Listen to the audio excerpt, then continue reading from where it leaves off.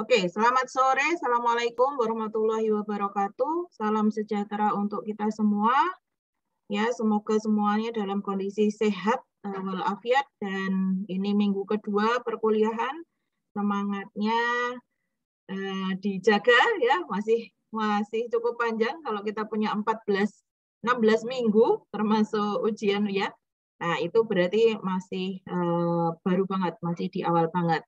Baik, teman-teman, silahkan saya berikan kesempatan kepada kalian untuk konfirmasi, memastikan kembali, atau bertanya, atau ya kita ngobrol apa saja yang berkaitan relevan dengan topik perkuliahan kita ya, untuk mendapatkan informasi atau pendalaman dari materi yang kalian pelajari. Silahkan, saya berikan kesempatan kepada volunteer ya, saya nggak akan nunjuk-nunjuk nih siapa-siapa, monggo silahkan.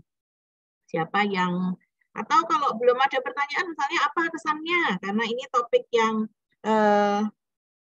apa ya, beda ya harusnya ya, kalau kalian pelajari di dunia dokter gigi gitu kan ya, terminologinya berbeda gitu, atau kajiannya berbeda. Nah, itu memunculkan kesan seperti apa buat kalian. Nah, gitu, monggo silahkan bisa disampaikan teman-teman. Kita tidak punya waktu banyak karena saya yakin kalian juga sudah capek seharian kuliah ya toh. Nah, kita gunakan waktunya seefektif mungkin.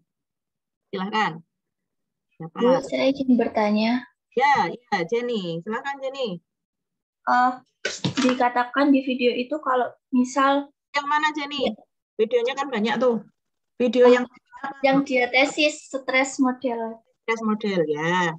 Ya, di dalam situ kan ada diatesis stres sama akhirnya finishnya itu bisa depresi atau penyakit psikologis lainnya.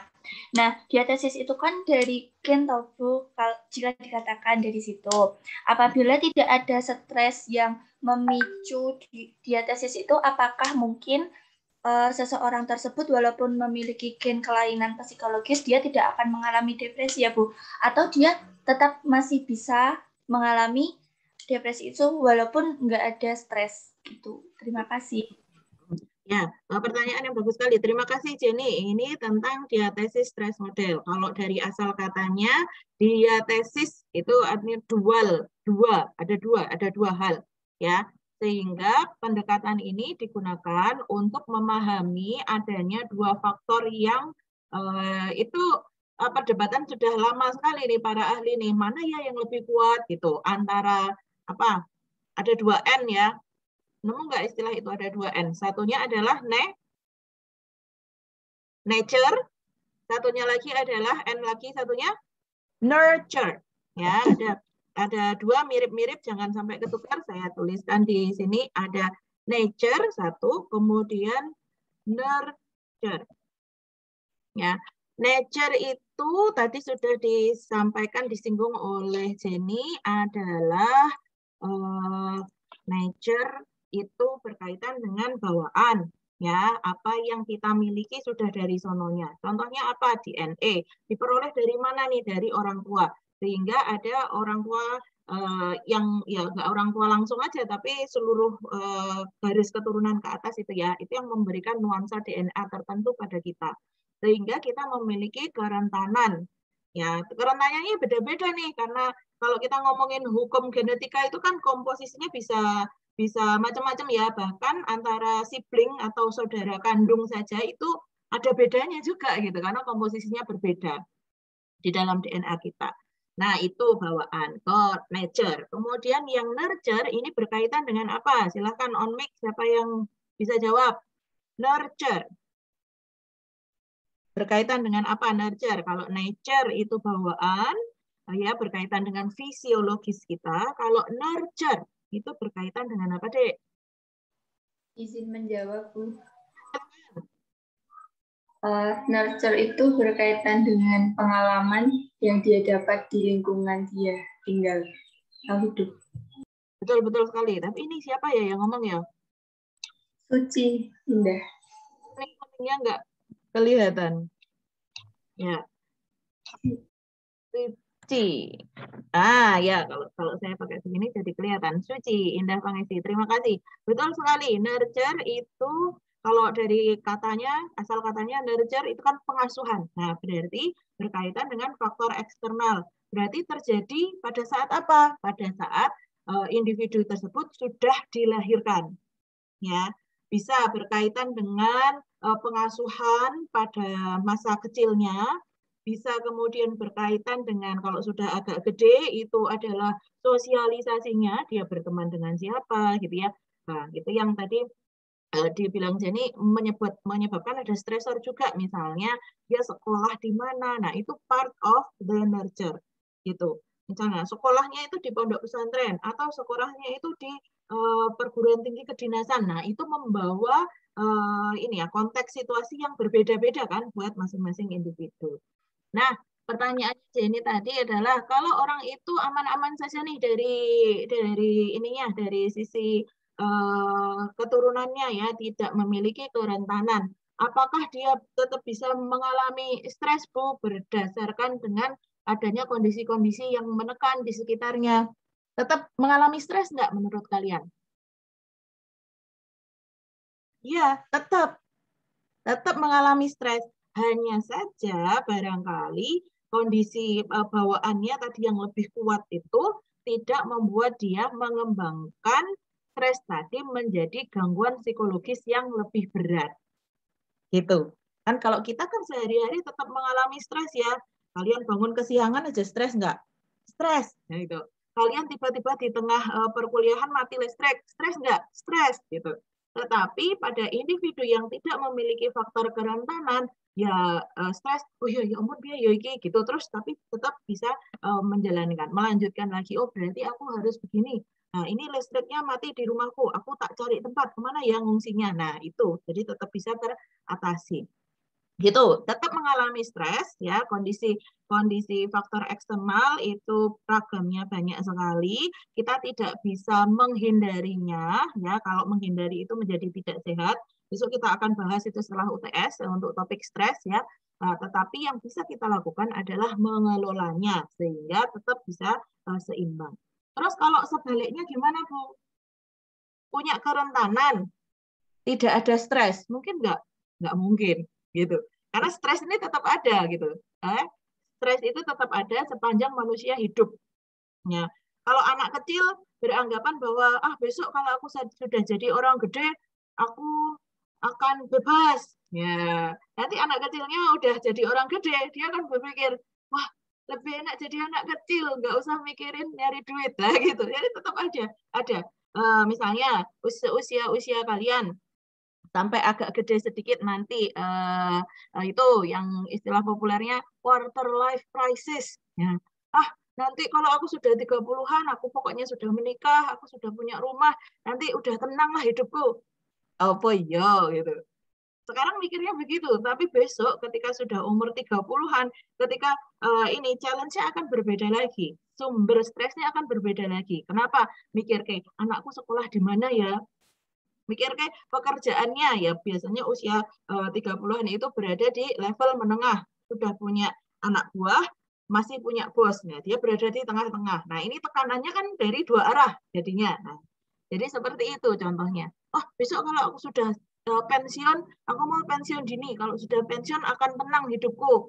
Ya, belum tentu juga gitu. Ketika sudah pensiun, barangkali ada kebiasaan-kebiasaan yang tidak bisa dilakukan lagi, sehingga ada istilahnya itu kalau teman-teman pernah dengar post power syndrome. Sebelumnya bekerja punya power ya, punya uang sendiri, begitu bekerja mandiri tidak dibayar orang gitu katakanlah, nah itu dia harus berpikir bagaimana untuk stabil secara finansial. So stressor itu akan tetap ada.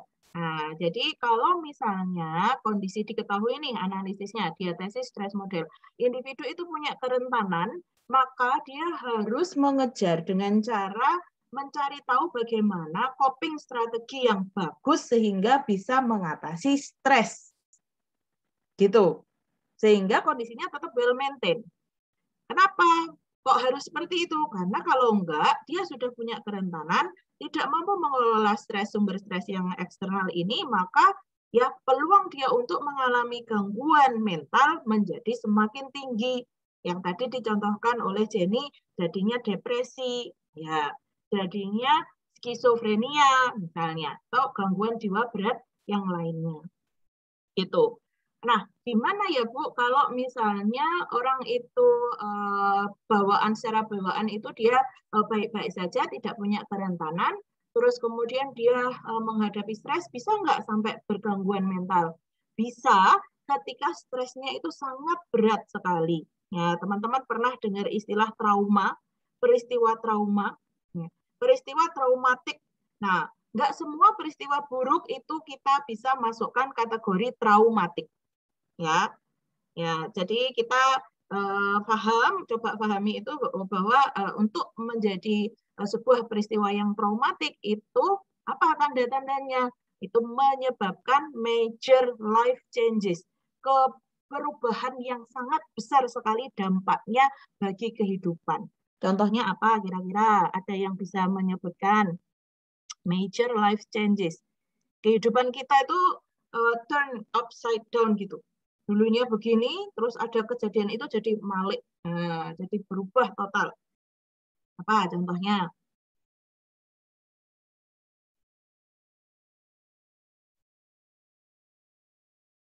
Misal seperti akibat kecelakaan begitu bisa enggak, Bu? Bisa, bisa. Ketika individu mengalami kecelakaan ya, karena kecelakaan itu terus dia mengalami kecacatan permanen. Nah, itu traumatik tuh. Berat sekali bagi individu ini untuk melakukan penyesuaian diri. Misalnya, yang dulunya dia kemana-mana bisa sendiri, dulunya mandiri, mau ngapa-ngapain itu ya apalagi dia kepribadiannya cak-cak gitu ya, bisa ini sesuai dengan apa yang diinginkan dia bisa melakukannya. Tapi kemudian karena kondisinya yang sekarang menjadi disabilitas, ya dia harus ngerem tuh keinginannya dengan kemampuan dari sisi fisiknya untuk segera melakukan. Nah, kondisi ini akan menyebabkan permasalahan psikologis. Kenapa? Dia marah sekali karena kok aku tuh yang harus mengalami seperti ini tidak adil misalnya. Nah, itu butuh waktu cukup lama untuk mengelola, meregulasi sampai ada penerimaan diri terhadap kondisinya ini. Nah, itu yang bisa. Kemudian selain itu sakit yang kayak terminal illness gitu, misalnya mengalami stroke. Nah, itu kan perubahan yang besar sekali dari sebelum kejadian dan setelah kejadian. Kemudian mengalami bencana alam yang ya itu katastrofik. Ya, kalian pada tahun 2006 umur berapa ya? Kira-kira waktu ada gempa Bantul ya kemarin banyak yang rumahnya Bantul nih. Umur berapa ya 2006? 2006 itu 15 tahun yang tahun, Bu. Saya cilik banget. Berapa? 4 tahun? Wah, iya ya. Oh, udah nggak ingat ya kalau 4 tahun ya. Mungkin kalau kalian masih ingat lamat-lamat, ingat tipis-tipis gitu, nah itu coba deh direfleksikan, dirasakan lagi itu. Aku ingatnya dulu tuh ada emosi apa ya? Emosinya biasa aja atau masih kerasa kayak terrified gitu, ketakutan gitu. Nah, kalau misalnya kalian masih ketakutan, ingat-ingat itu atau aku kok nggak punya ingatan sama sekali ya, harusnya aku mengingat sesuatu. Nah, itu berarti ada sesuatu dengan peristiwa itu. Gitu cara kita coba menandai ya major life changes itu. Tetapi secara garis besar ketika individu itu tidak mengalami kerentanan secara fisik ya, kerentanan fisiologis, maka itu akan membantu dia untuk menghadapi stresor lingkungan itu secara lebih adaptif. Ya, dibandingkan dengan orang yang sudah dia ternyata memiliki kerentanan. Cara mengetahuinya gimana, Bu? Nah, cara mengetahuinya itu adalah kalau di assessment di psikologi, pemeriksaan psikologis itu menggunakan yang namanya genogram, pohon keluarga. Geno itu genus, genealogi, darah itu ya. Ini runtutan hubungan darah. Nah, gram itu adalah gambar. Jadi dilihat gitu ini klien ya subjek A gitu. Dia berapa bersaudara itu nanti kan digambar gitu ya, punya berapa saudara, laki-laki perempuannya gimana. Kemudian naik ke atas itu dia punya ibu punya bapak, bagaimana keluarganya ini, keluarga intinya ibu bapaknya. Oh ternyata ibu bapaknya cerai, kemudian bapaknya menikah lagi, ibunya menikah lagi, dia tinggal sama siapa. Nah itu kita runut bisa sampai kalau memungkinkan ya. Nah itu yang minimal adalah 3 generasi sampai tahu pada hubungan kakek neneknya, di situ ada paman bibi gitu ya. Nah sehingga kita bisa melihat pola interaksi di dalam keluarga itu, riwayat di keluarga itu.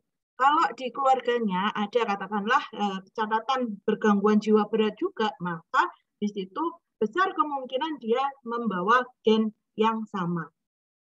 Ya, meskipun jumlahnya kita nggak bisa memastikan ya seberapa besarnya, tapi dengan mengetahui ada riwayat itu, maka sudah menjadi early warning system bahwa di situ perlu berhati-hati nih, dia harus sadar mengenai gejala-gejala dirinya, kemudian membentuk coping strategi yang bagus, kalau ada problem-problem bagaimana mengatasinya, kemudian menjalin hubungan sosial yang bagus juga pertemanannya agar memberi support sistem ya, dukungan sosial untuk dia ketika ada permasalahan. Itu ya untuk menjelaskan si diatesis model ini. Kalau salah satu dihilangkan gimana, nggak bisa. Jadi memang kita komponennya harus itu dua-duanya itu, karena nggak mungkin kan orang mengisolasi diri tidak berinteraksi dengan lingkungan sekitarnya kan nggak mungkin juga. Kalau di hutan gimana Bu? Wah, Tarzan stres nggak? Ya, Tarzan meskipun nggak hidup sama manusia ya, kalau kita lihat filmnya Tarzan banyak, film kartun ada, film orang aktor juga ada. Nah dia kalau nggak bisa cari makan, nggak ada makanan, ya, nah itu stres juga ya. Jadi tetap ya, karena kita begitu lahir jebret itu berada di lingkungan ya, otomatis lingkungan tidak hanya berkaitan dengan orang saja, tapi lingkungan sekitar kita juga bisa menimbulkan stres. Contohnya apa, Bu? Contohnya perubahan iklim menimbulkan stres nggak? Akhir-akhir ini, nggak tahu kalian di kamar terus ya, sempat ngelihat keluar nggak pas siang-siang? Sempat ngerasain heat stroke nggak? Sengatan panas. Akhir-akhir ini, siang hari terasa sangat panas di Jogja. Nah, itu menimbulkan stres nggak? Iya, untuk orang-orang yang aktivitasnya banyak di luar ruangan, kondisi lingkungan yang seperti itu menambah ya stresnya dia. Ya, bayangkan babang-babang Gojek itu seperti apa, dia harus keliling kota pakai jaket, pakai masker, helm lengkap semua, panas seperti itu ya. Nah, itu bisa menyebabkan kondisi yang tidak nyaman juga. Jadi gitu ya. Ini dan teman-teman yang lain penjelasan untuk diatesis stress model. Monggo ada lagi pertanyaan yang lain. Jadi gimana? Sudah jelaskah? Sudah, Bu. Terima kasih. Nah, sama-sama. Ada pertanyaan yang lain, mungkin masih berlanjut mengenai diatesis stress model atau topik yang lain, silakan. Permisi, Bu, saya izin bertanya. Alvira, ya silakan Alvira. Sebenarnya ini agak out of content sih, Bu, tapi mungkin ada sambungannya. Saya mau bertanya, kan dulu saya waktu SMA itu punya temen yang dia itu tuh bipolar. Nah, bipolar itu tuh sifatnya tuh itu bawaan dari lahir ataukah ada faktor-faktor seperti faktor nurture yang terdapat pada orang bipolar itu ya, Bu? Terima kasih. Ya, sama-sama. Nah, ini bipolar termasuk juga gangguan mental ya. Nah, teman-teman, gangguan mental itu kalau dari sudut pandang neuropsikologi ya, neuro itu pasti ada kaitannya sama ini di otak kita ya, neuron, dan juga ada komponen-komponen neurotransmitter, zat-zat kimia yang ada di otak kita. Nah, di situ ketika menggunakan kajian neuropsikologi, orang-orang yang bergangguan mental itu dari hasil penelitian ditengarai memang ada ketidakseimbangan pada zat kimiawi di otaknya. Gitu, ya. Kalau orang yang cemas itu berarti lebih banyak apa misalnya? Kalau orang yang skizofrenia, yang dia sampai berhalusinasi, nah itu kebanyakan zat apa? Nah, ini juga selain dari faktor bawaan, bisa juga terjadi akibat adanya intoksikasi. Intoksikasi itu adalah masuknya zat-zat beracun ke dalam tubuh kita. Contohnya apa? Contohnya adalah kalau yang ilegal ya drugs itu, nafsa, ya. Ada banyak jenisnya. Ada yang stimulan, namanya aja stimulan, jadi menstimulasi. Kalau minum itu orang jadi bersemangat, bisa nggak tidur selama 1 minggu. Contohnya apa? Kalau kalian mengikuti gosip-gosip selebritis, nah itu. Artis itu kan kerjanya apa ya, kayak nggak berhenti-berhenti gitu ya, kejar tayang, stripping. Nah, terus pakai apa tuh? Wah, kalian ini rajin belajar semua nih. Rajin belajar kabeh iki ra tahu ngono ra tahu apa ngelihat ini, nggak pernah mengeksplor IG ada berita apa, nggak pernah lihat trending topik di Twitter apa. Apa Vira? Coba apa Vira? Dopamin bukan, Bu. Hah? Dopamin. Bukan. Kalau dopamin itu secara alamiah memang ada di otak kita. Nah, stimulan itu contohnya adalah sabu-sabu itu loh. Siapa yang kena kasus sabu-sabu baru-baru ini? Ya, Ramadhani. Ramadhani. Nah, itu betul nih saya suka nih ya, Nia Ramadhani. Yang baru aja tapi belum terkonfirmasi, baru desas-desus. Nah, itu kan kemarin ada itu apa beritanya Alvin itu ya, katanya ditemukan ada putih-putih di bawah kasur ya, nggak tahu lah itu rumornya dari mana. Tapi bukan ngomongin artisnya, tetapi ngomongin tentang zatnya. Nah, itu bisa menyebabkan intoksikasi ke dalam tubuh kita. Ya, itu berarti maksudnya apa? Kalau seperti itu jadinya nurture gitu. Kita sebenarnya punya, tubuh kita memiliki mekanisme untuk menyeimbangkan diri.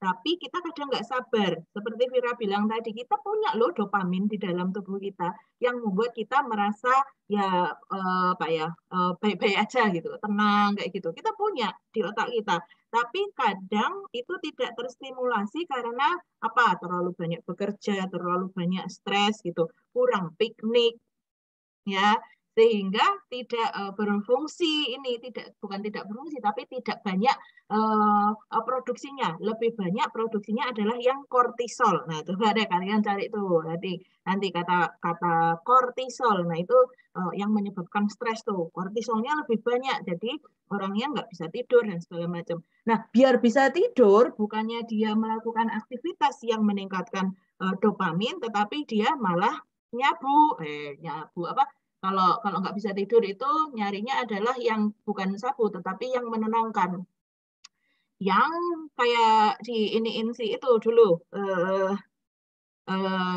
coba lagi Lu Cinta Luna, nah itu tuh benzodiazepin zatnya untuk menenangkan. Nah, dan itu kalau dikonsumsi dalam kurun waktu lama akan menyebabkan ketidakseimbangan di dalam diri kita. Itu nanti ngarahnya ke gangguan-gangguan mental, bisa menyebabkan kalau ketidakseimbangan emosi, ya emosi bisa ke ini bipolar, ya ada bipolar itu gangguan suasana perasaan, ya orang dia mengalami senang yang banget-banget, kemudian di kurun waktu tertentu merasa sedih yang banget-banget. Ada 2 polar atau 2 kutub, ya bipolar. Bi itu 2, polar itu kutub. Kutub apa maksudnya? Adalah kutub perasaan, yaitu senang dan juga sedih. Jadi dia mengalami itunya gelombangnya.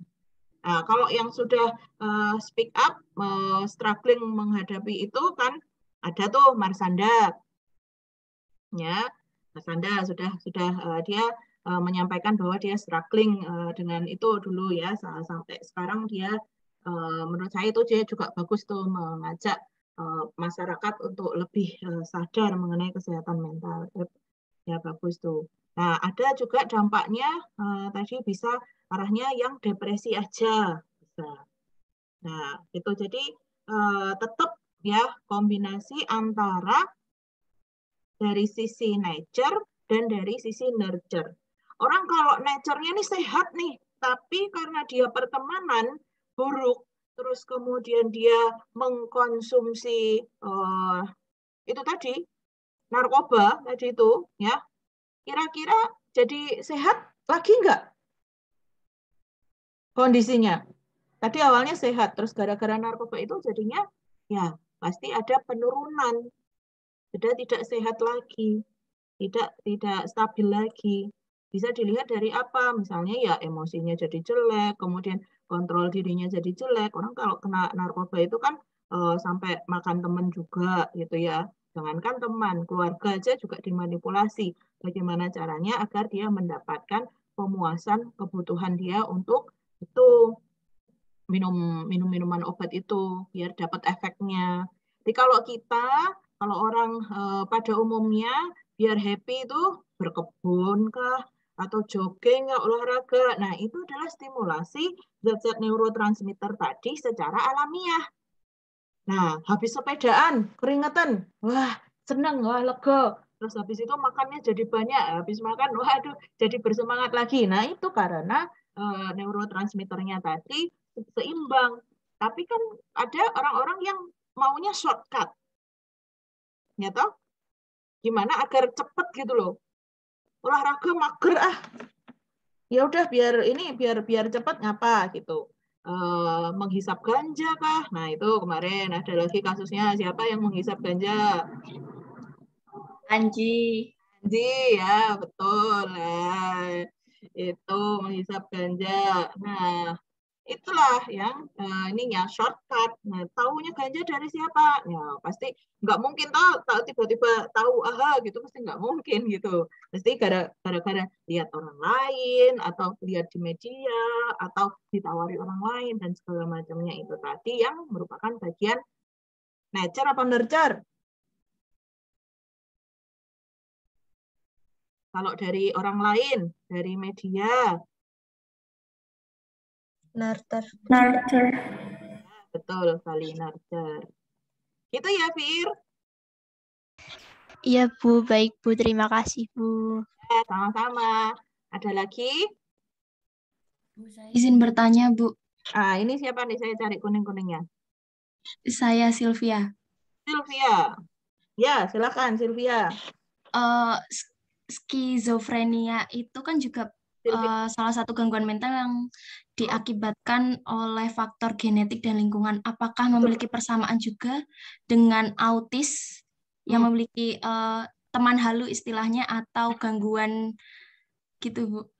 Kalau autis juga kayak ngomong-ngomong sendiri gitu ya. Nah, ya, jadi teman-teman kalian bisa nih coba dicatat kata-kata kuncinya kalau mau cari-cari info lebih lanjut ya. Nah, untuk memahami problem psikologis yang ringan atau sampai yang berat itu namanya tadi saya menyebutnya gangguan ya, gangguan mental. Kalau bahasa Inggris mental disorder. Nah, itu ada panduannya ya. Ada panduannya yang dikeluarkan oleh WHO. Ya, namanya adalah ICD, International Classification of Diseases, ICD. Nah, kalau sekarang ICD-nya itu masih dalam proses, belum dirilis adalah ICD-11. ICD-11 karena di WHO-nya. Nah, yang sekarang digunakan oleh para tenaga kesehatan itu adalah ICD-10, ICD-10.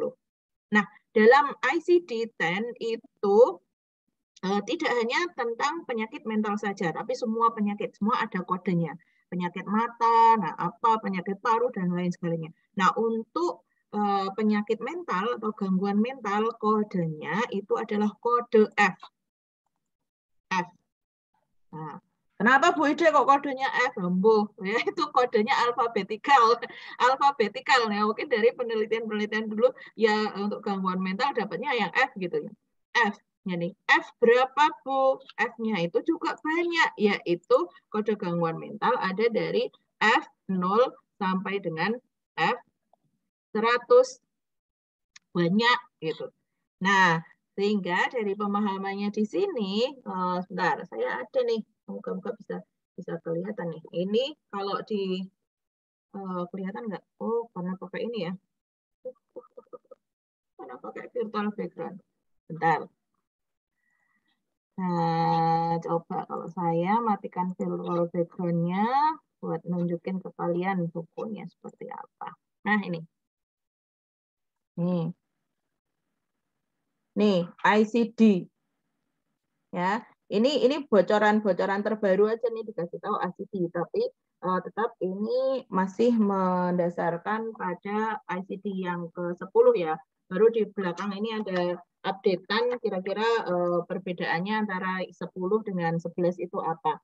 Ini yang digunakan oleh psikiater ya di Indonesia, ambil yang kode FF tadi itu masuk ke namanya, kalau di dalam bahasa Indonesia dibahasakan menjadi diagnosis gangguan jiwa. PPDGJ nih, pedoman penggolongan diagnosis gangguan jiwa. Tadi yang saya bilang dari F sampai dengan F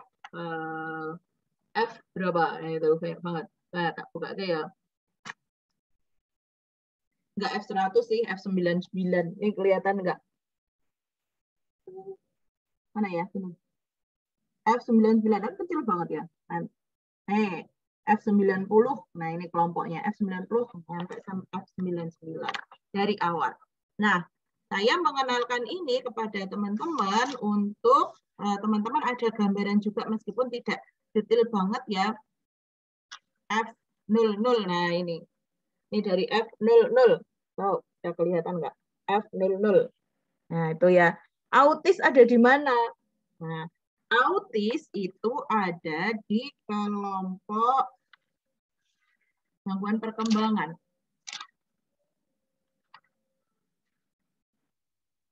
Nah, sehingga itu berbeda kelompoknya dengan kelompok skizofrenia. Berarti apakah itu penyakitnya beda? Ya, berarti penyakitnya beda. Karena kodenya beda.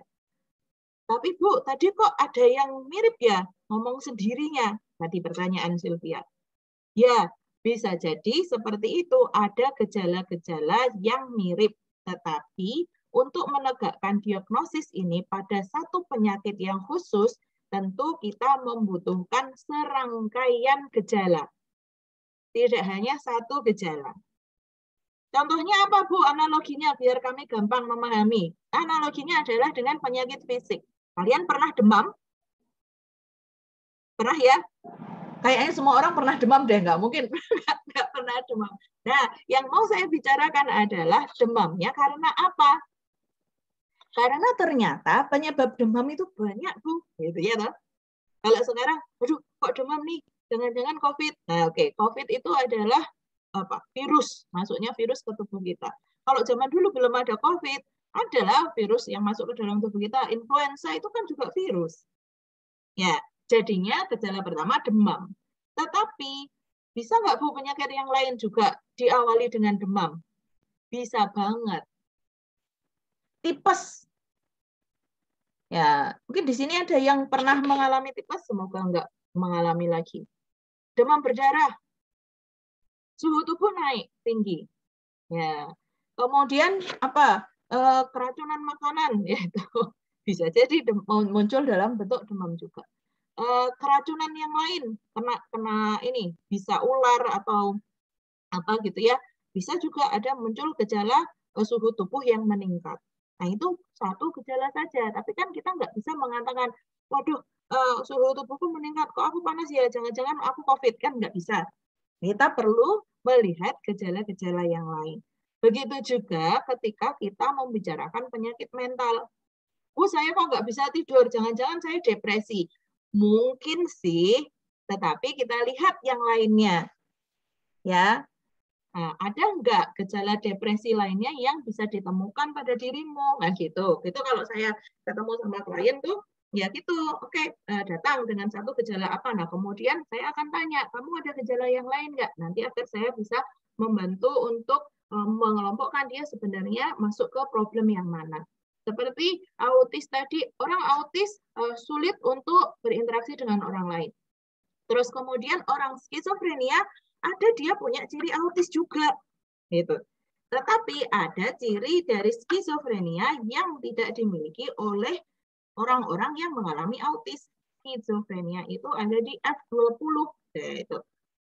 Kalau gangguan perkembangan itu ada di kelompok F perkembangan demensia F0. Kalau gara-gara zat tadi itu saya contohkan yang penggunaan zat tadi F10. Ya. Kalau skizofrenia F20 ada gejalanya autis juga, tetapi di situ ada gejala yang lainnya. Gejala yang lainnya apa? Kira-kira ada yang tahu nggak untuk ini? Perkembangan. Nah, ini F80. Bisa F80, ada kelompoknya di situ, autis. Ada yang pernah baca, pernah ikut kegiatan webinar kayak gitu? Skizofrenia, gejalanya apa? Sylvia mungkin? Selain autis tadi, autis tadi ya betul, autistik, jadi cenderung lebih suka menyendiri, gitu ya. Bisa. Gejala yang lain untuk skizofrenia itu adanya waham. Nah ini nggak gampang, jadi ini yang menyebabkan skizofrenia itu berada dalam puncak, yaitu level tertinggi gangguan jiwa yang paling berat itu adalah skizofrenia. Adanya waham. Waham itu apa? Waham adalah keyakinan yang melekat, sangat menetap, sulit sekali untuk diubah. Contohnya apa, Bu Ide, waham? Contohnya waham itu adalah dia meyakini bahwa padahal sebenarnya enggak ya, jelas-jelas enggak. Dia meyakini bahwa dia memiliki darah biru, masih keturunan dari Ratu Elizabeth. Nah, ini nggak mungkin, keluarganya nang Bantul, gimana ceritanya bisa dapat ini, dapat garis keturunan dia saudaranya Pangeran Charles. Nah, ini kan sudah jelas-jelas itu. Jelas-jelas tidak mungkin ini. Tapi dia sangat meyakini itu dan dia bisa menjelaskan bahwa ini loh dari sini gini. Tapi penjelasannya tentu tidak logis. Nah, ini contohnya ya mengalami waham. Terus kemudian kalau teman-teman sering mendengar dan juga menggunakan istilah paranoid, parno, ya enggak? Sering banget tuh. Wah, aku kok jadi parno ya? Nah, gitu. Gara-gara ini jadi parno. Nah, paranoid itu apa sih sebenarnya?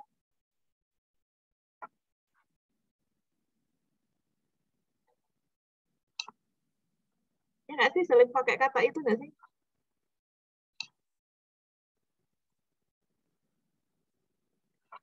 Parno, halu. Wah, itu kalau kalian pakai kata itu, padahal itu gejala skizofrenia semua tuh. Halusinasi, paranoid, level berat kabeh gue. Gangguan jiwa berat. Itu sekarang sering digunakan buat ejek-ejekan. Apa Dek Parno, Dek? Masa nggak tahu? Kayak kecemasan atau kecurigaan yang lebih gitu nggak, Bu? Takut. Ya, kecurigaan. Parno itu curiga. Paranoid adalah kecurigaan yang berlebihan. Kalau istilah ilmiahnya yang disebut beneran paranoid, ya, pikiran paranoid itu adalah waham.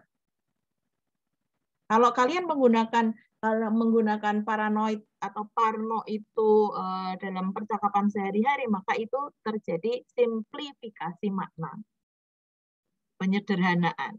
Nah, sebenarnya paranoid itu adalah kalau di bahasa Indonesia itu namanya adalah waham kejar. Orang merasa tidak aman, sangat ketakutan, curiga kalau ada orang yang membuntutinya, kalau ada orang yang mencelakainya berencana, atau ada orang yang berkonspirasi mengalahkan dirinya. Berat toh? Berat nggak kalau sudah punya pemikiran seperti itu? Bahkan bisa jadi dengan orang di rumahnya sendiri juga tidak percaya. Gitu ya. Itu kalau masuk ke dalam istilah ilmiah yang sebenarnya tentang paranoid. Ya. Jadi seperti itu teman-teman, kalau kita mengenali makanya kalau untuk self diagnose itu ya saya sangat tidak menganjurkan. boleh kita mencari pengetahuan ya, informasi agar kita lebih kuat ya ini mental health literasinya, tapi untuk diagnosis ya kita tidak bisa melakukannya sendiri karena itu sangat berbahaya. Berbahayanya gimana, Bu? Karena akan menjadikan kita memberikan label yang negatif kepada diri kita. Ya. Bu, saya ini bipolar. Loh, gimana ceritanya kok kamu bisa bilang bipolar? Ya saya itu kadang saya senang, kadang saya susah, terus mood saya itu berubah-ubah dalam satu hari itu berubah-ubah. Nah, tunggu dulu, tidak seperti itu diagnosis bipolar. Ada syarat kurun waktu yang harus dipenuhi.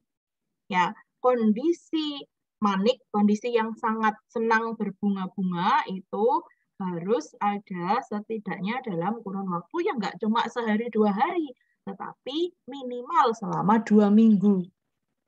Kondisi happy-nya gimana, Bu? Nggak tidur.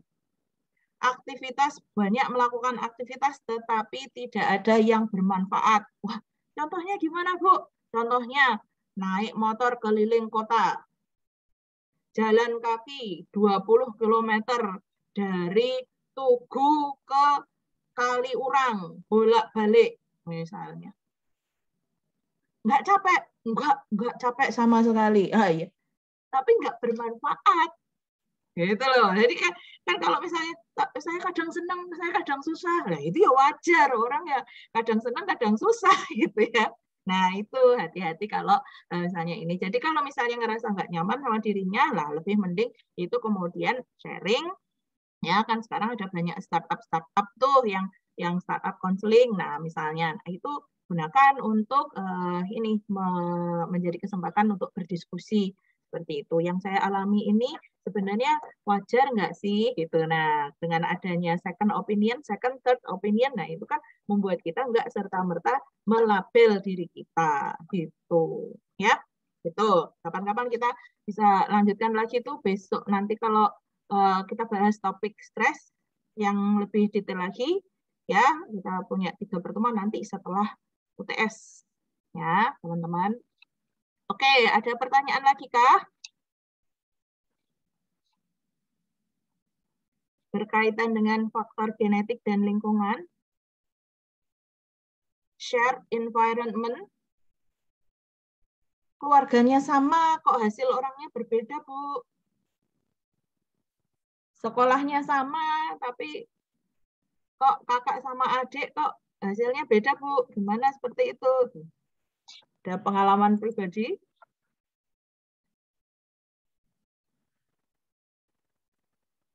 Siapa yang satu sekolahan dengan kakaknya atau dengan adiknya? Nah, ini ya shared environment, tapi malah bisa menjadi stresor itu ya.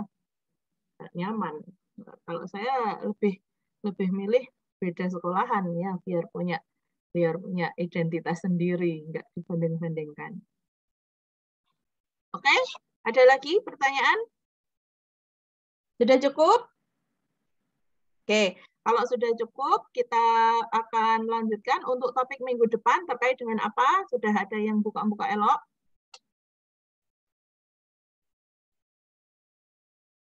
Sensasi dan persepsi. Ya, betul, kita sensasi dan persepsi. Kita akan membahas, kita pelajari tentang sensor, alat-alat sensor di dalam diri kita, ya, indera yang kita miliki. Nah, itu sebagai jembatan atau sebagai alat untuk menangkap tadi proses belajar yang dari lingkungan tadi itu loh ya. Kayak mata kita untuk mengamati, melihat, telinga kita untuk mendengar. Nah, ya mendengar suara, mendengar informasi, mendengar orang bercakap-cakap, ya misalnya seperti itu ya. Kemudian alat indera yang lain gitu. Yang itu semua diolah di otak kita menjadi pemahaman ya. Bahasa sederhananya itu. Kalau bahasa ilmiahnya namanya adalah persepsi. Jadi kita melihat, terus kita mengolah di otak kita, apa tuh yang kulihat tadi misalnya. Nah, sehingga kita kemudian mempersepsikan, misalnya persepsinya apa? Oh, temanku tadi ketemu tapi kok dia nggak senyum ya? Jangan-jangan dia marah ya sama aku ya? Nah, itu adalah hasil pengolahan dari informasi yang ditangkap oleh mata kita, kemudian di otak kita sudah ada serangkaian pengalaman-pengalaman sebelumnya yang kita mempelajari, oh orang itu kalau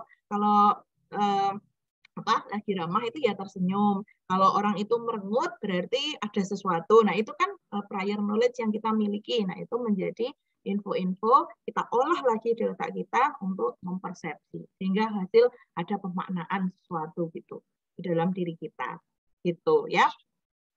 Kemudian teman-teman saya sudah memposting untuk pembagian kelompok ya. Silahkan dilihat di section itu ya, baik di section tugas Jigsaw yang sebelum UTS maupun di tugas setelah UTS yang untuk presentasi. Nah, itu silakan kalian bisa mengatur ritme belajar kalian, mau nyicil atau mau sistem kebut semalam ya.